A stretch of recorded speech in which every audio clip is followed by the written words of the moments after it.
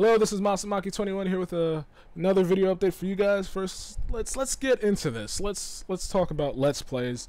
Yakuza 3, I've been trying to set up a schedule to do a recording for it, so I've been thinking I'll do a recording on Monday, and then on Tuesday I'll have something uploaded for you guys. So we'll see if I have enough time and enough energy, because like once I'm done recording, I'm dead tired because I put so much time into the recording of the game, and once I'm done, I'm really tired.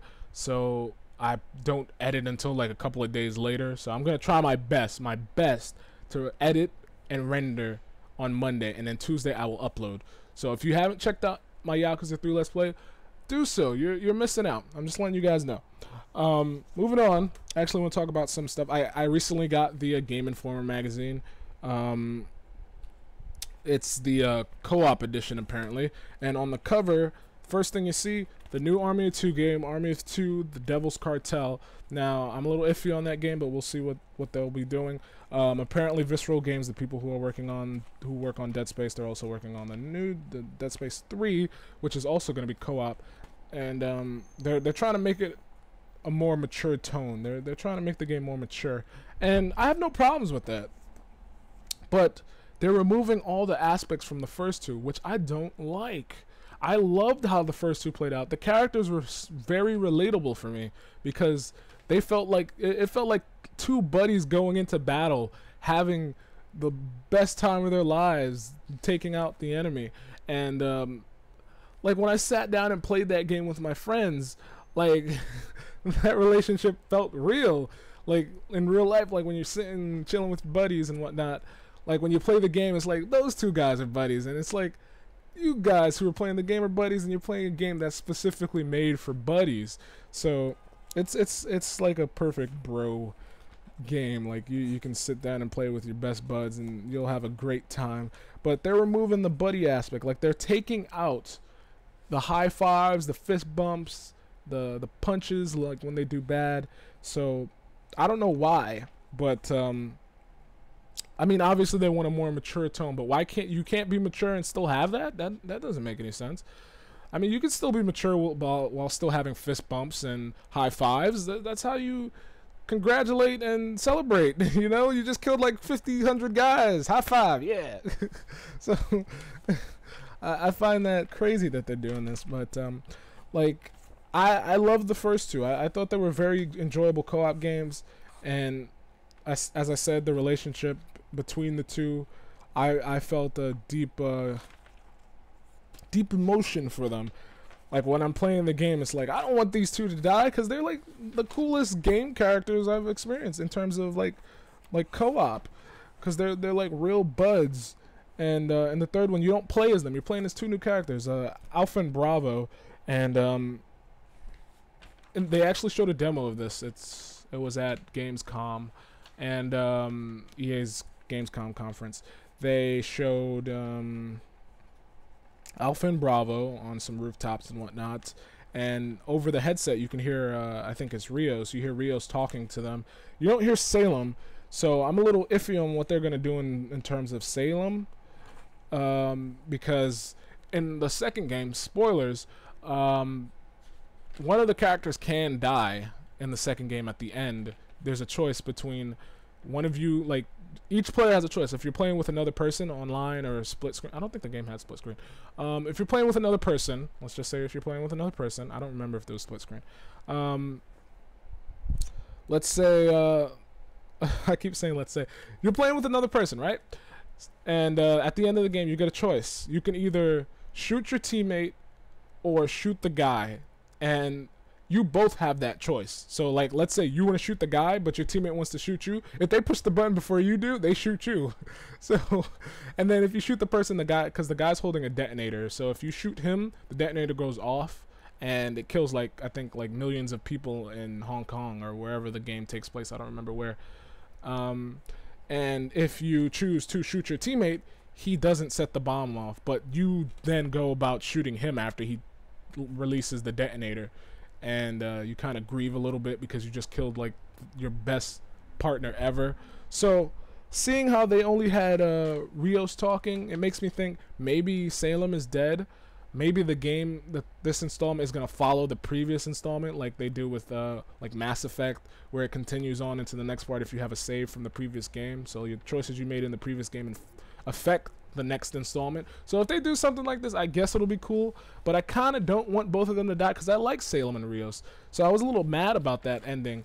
I mean, I did all the endings because I wanted to get the achievements out of the game, but my favorite one was letting everybody else die for my favorite characters, because I felt an emotional attachment to both of those characters.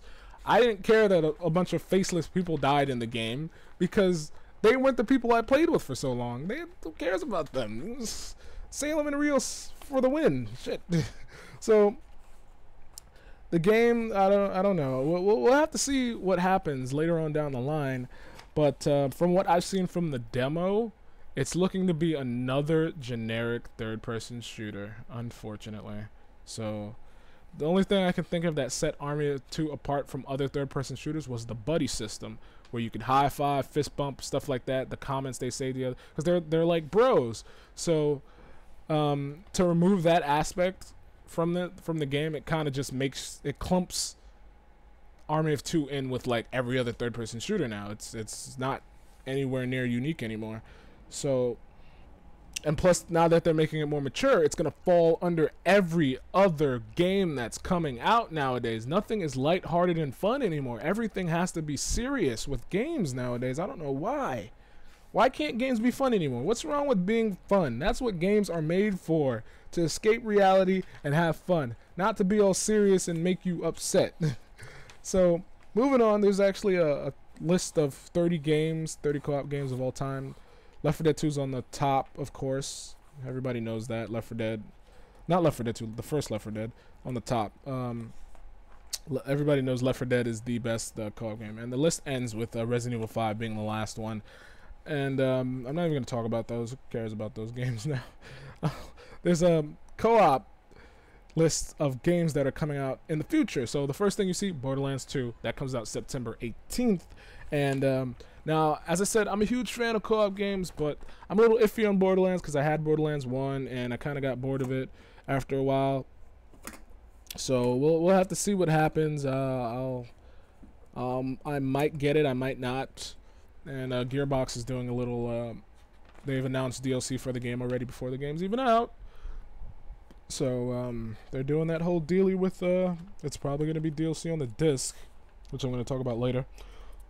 From what I've seen, the character customization looks 10 times better because there was like no character customization in the first one. And I'm a sucker for great character customization. I really am, which is why I love Saints Row 2 so much, because of how in-depth the character customization was.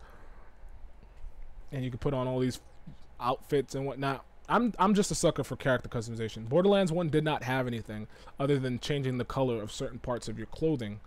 So to see that there's this, where you can change your clothes altogether, I will gladly endeavor into that. I'll indulge into something of that nature. Aliens Colonial Marines. I saw this game a while back. I mean, I didn't see any gameplay or anything, but I saw an article about it, and I was like, I didn't really read too much into it. And then not too long ago, I read more about it, and I was like, whoa, this sounds fucking awesome, because it's going to be 4-player co-op, and it's going to be horror, and I love co-op horror games, unless it's Dead Island. I love horror co-op games, and Alien Colonial Marines, it sounds like it's going to be promising. Hopefully Sega and Gearbox do this right. Gearbox is working on this as well as Borderlands 2. So they got a lot on their plate, so they got to... This game has been delayed so many times, though, so there's no way possible that they could muck this up. So they're saying that it's going to be 4-player co-op. You're going to be able to, like, there's no HUD from what I read. There's no HUD. It's just like a radar, like an enemy tracker letting you know where enemies are. And, like, you can get separated from your team, and you have to fight your way back to them, and it sounds so cool. Like, in theory, it sounds great. So if they can implement this right, I will definitely buy this game. If it's implemented right, of course. If they do garbage with it, I'm going to be mad. There's some other stuff in here. Rainbow Six Patriots, Gears of War Judgment. I'm not even going to talk about those because I don't care about those. Gears of War Judgment. Another Cliffy B game. It's going to be just like the other ones. Everybody's going to ooh and ah over it. Halo 4. Everybody oohs and ahs over Halo. Apparently Halo can do no wrong. I don't like Halo games. I really don't. And ever since ODST and Reach, I just dropped off Halo because I used to love Halo. I bought Halo 1 when it came out with my original Xbox. I bought Halo 2 when it came out, and I bought Halo 3. I don't have Halo 3 anymore, but I had it, and I love those games. I love 2 and 3 a lot, and I did enjoy 1, and like when ODST came out, it was like a slap in the face. I'm like, what is this? Why would people even buy this? And people bought it and said it was great. That game got a lot of high scores, and it was a terrible game. And it fathoms me that people would think that was a great game when it wasn't. And it goes to show that game journalists don't know what they're talking about anymore, which is why I don't listen to reviews. Read these articles on IGN or anything like that, because they don't know what they're talking about anymore. They just kind of talk out of their ass as if they know what they're saying. So Halo 4 is coming out. It's coming out in November, and well, we'll see what happens with that. As I said, I could care less. I'm probably not going to get it until the price drops, like I did with Reach.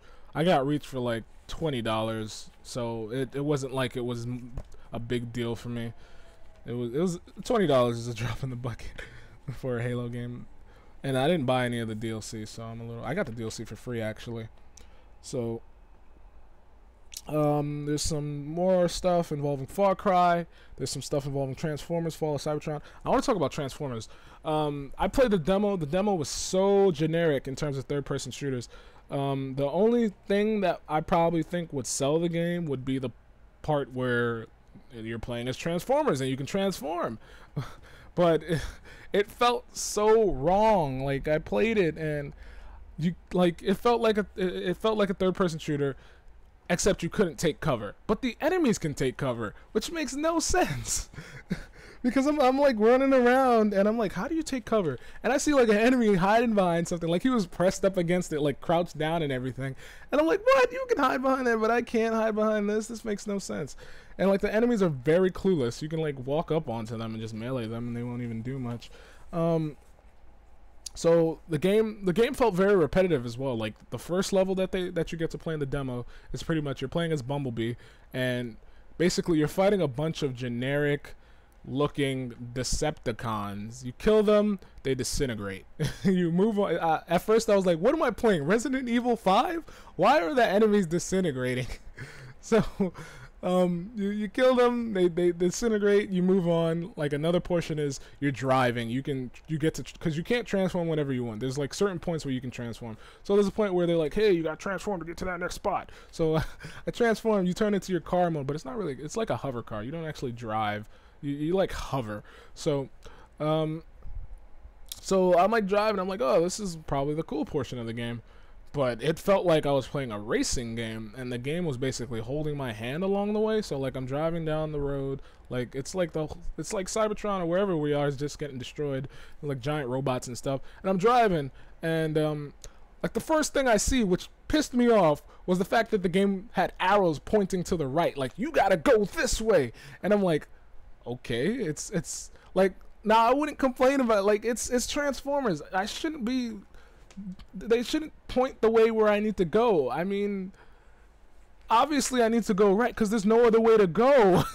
It's not like I could turn left. It's not like I could go straight. You could only go right because it was like the road is turning right. So obviously I gotta go right. But the game is like, no, we're gonna hold your hand and make sure you go this way. Make sure you don't bump into the wall on the left so you don't feel stupid. So I thought that was ridiculous that they put it there. And it's all over the place. So it's like the game's trying to tell you, don't go this way, don't go that way. We don't want you over there. We don't want you over there. And I mean, that does happen in games. But like I wouldn't expect it from Transformers. I mean, it's like you're on a planet. Like I don't know. It just feels weird that they're telling me which way to go when it's obvious I need to go this way. It's stupid. So another thing I want to talk about, Resident Evil 6. Now, I've been thinking about doing a Let's Play of Resident Evil 6 when it comes out. It comes out October 2nd, which I think they pushed it up like a month. It was supposed to come out in November, but they pushed it up to October. They probably did that because they knew Halo 4 was coming out in November and like, oh, we don't want to compete with them, so we're just going to push it up. It was a smart move for them, actually, because obviously they're not going to sell if Halo 4 comes out at the same time. They got to know when to bring what out, which is why sales get hurt for certain games if they come out at the wrong time, because nobody's not going to buy them. So, and developers do bitch and moan at consumers when we don't buy their games. Like, they'll say it's because of the consumers, because of the gamers, that's why the game didn't do well. And it's not. It's because you brought your game out at the worst time possible, when there's like a bunch of other blockbuster games that are 10 times better than your game, which came out, and you expect us to buy that. Okay. So Resident Evil 6, you guys should already know about the 4-player co-op. I already talked about it. 2 players at first, and then certain points in the game you'll see 2 other main characters from the game, and then if 2 other people are playing as those characters, you will kind of link up together and fight the good fight against like zombies or bosses or whatever. So like, from what I've heard, there's going to be dislike content. Somebody hacked the demo. There's going to be dislike content, so Capcom's doing it again. I was actually talking about some people about Capcom, and people were going, it's a business. They're allowed to do this. And I'm like, no, they're not. They can't. They're not allowed to do this. You shouldn't support what they do. And like, it started off talking about Devil May Cry, and the person was hyped because Virgil is gonna be in the new Devil May Cry, and I'm like, that makes the game better because he's gonna be in it. Who the fuck cares that Virgil's gonna be in it? The game is still gonna be bad. People are gonna disown Devil May Cry because of this new reboot. It's not even like, I have no problems with reboots, because if you do it right, it's great. Look at the new Tomb Raider. I'm pretty sure everybody's gonna get the new Tomb Raider. That game looks epic from what I've seen, from the still pictures, the gameplay, and hearing about the game. That's how you do a reboot, not what's going on with the new DMC. That's not how you do a reboot. So you can easily see nobody has problems with reboots. It's just you have to do it the right way, and especially when Devil May Cry has a big fan base. And like, if you don't listen to what the fans say, it's like Capcom is basically disrespecting fans and saying that they don't care what the fans say. They are doing whatever they want. And to hear, like, I'm talking to somebody and hear them saying it's a company, they're allowed to do this. It's okay to do this. It's not okay. You as a consumer need to stand up and say, no, I don't want this. I want you to fix this, change this. Because I also went into talking about how Capcom comes out with an iteration of every fighter game they have. So you got Street Fighter 4, Super Street Fighter 4, Super Street Fighter 4 Arcade Edition, and then you got Marvel vs. Capcom, Ultimate Marvel vs. Capcom. And it's like, they're like, they always do that. They do that with like every game. No, they do not. They don't do that with every fighting game. No. There's a difference with coming out with a new installment and then coming out with an iteration of the same thing. Because he was like, he said they do that with Mortal Kombat. No, they do not do that with Mortal Kombat. Mortal Kombat has never done that. So I don't know where he's gotten that from. They don't come out with iterations of the same thing. It's not like they come out with a new Mortal Kombat every so months. They don't do that. The last Mortal Kombat that came out, have you seen a new iteration of Mortal Kombat since that one came out? No, I haven't for sure. So the way how Capcom's doing this, and the thing is, I have no problems with new iterations of games if there's something actually new in the game worth buying. So if you come out with Street Fighter 4 and then come out with Super Street Fighter 4, and the only thing that's new is a few characters and maybe like 2 or 3 maps, I don't actually know how many new stuff was put in there. It's probably like maybe a couple of characters and a few maps, as I just said. That doesn't make it any better. Especially like maps don't even really matter in terms of fighting games. Like those are kind of, who cares? It's all about the characters and the fighting. That's it. Maps aren't a big deal. Costumes aren't a big deal either, but people do like the costumes. But they aren't a big deal compared to characters. Characters are the main thing when it comes to fighting games. So when new characters come out, you don't have to come out with a new iteration of the game to come out with new characters. Why must I pay $60 for your first game and then if I want the new characters, I gotta pay like $40 for the next game just to get like 5 or 6 new characters. $40, 5 or 6 new characters, a couple new maps, maybe a game mode or 2 added in there. It's not worth the price. It's not worth the price. And like, I was thinking about this, like, to sit and say it's okay for them to do this because they're a company is like going to a fast food restaurant. And mind you, I'm going to do this in a DLC standpoint with a fast food restaurant. Let's say you go into a fast food restaurant and you order a burger, some fries, and a soda. And they give you the burger, but they don't give you the fries and the soda, but you pay for the whole meal. Would you sit there and take that meal, go down and sit down and just eat that burger by itself? No, nobody would do that. Nobody is stupid enough to do that. They would be like, where the hell are my fries and my drink? Why are my fries and my drink not with this meal? I want my fries and my drink. But let's say you can't argue that. Would you seriously go sit down, eat that burger, come back a later date, and they're like, here are your fries and your drink, but you gotta pay for those? Would you do that? Would you do that? Because I don't know anybody in their right mind who would do that. So saying it's okay for Capcom to do this, and for EA to do this, and for any other game company to do this, is like saying a fast food restaurant can do this. They can, or like saying the music industry can do this, or the movie industry can do this. Go and buy a CD, download a album track or something like that, and you get one song, but you pay for the whole thing. And then when they decide we're gonna leak each song separately, but you gotta pay for each song. Would you do that? Or go to the movies and you sit down and pay full price? How much is a movie? Like $10, $12 now, something like that. You sit down and pay full price for a movie, and you can only watch 1/3 of it, but you paid full price to see the whole thing, but you can only watch 1/3, and you come back at a later date and they're like, hey, we got the other 2/3 for you, but you gotta pay for them.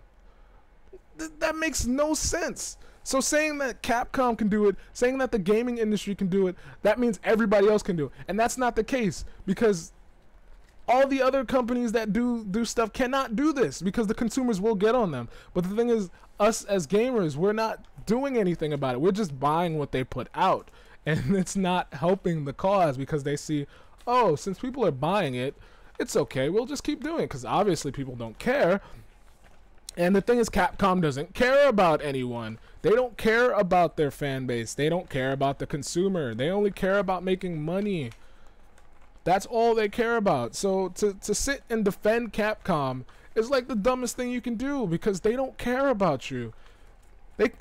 At this point, Capcom can release shit and people will buy it anyway. People will buy it, just like Halo. They can release crap and people will buy it. I'm telling you. So I just wanted to let that out. It makes no sense. I just wanted to let that out. Call of Duty Black Ops. Sorry. Call of Duty Black Ops too. I'm not getting this, obviously. I'm against Call of Duty games. After I bought Modern Warfare 2, I was just like, okay, I'm done. This wasn't my cup of tea. I played it. Story mode was decent, but it was really short. And I don't buy games for the multiplayer aspect. And that's another thing. We were also talking about Uncharted. And I was talking about Uncharted 3.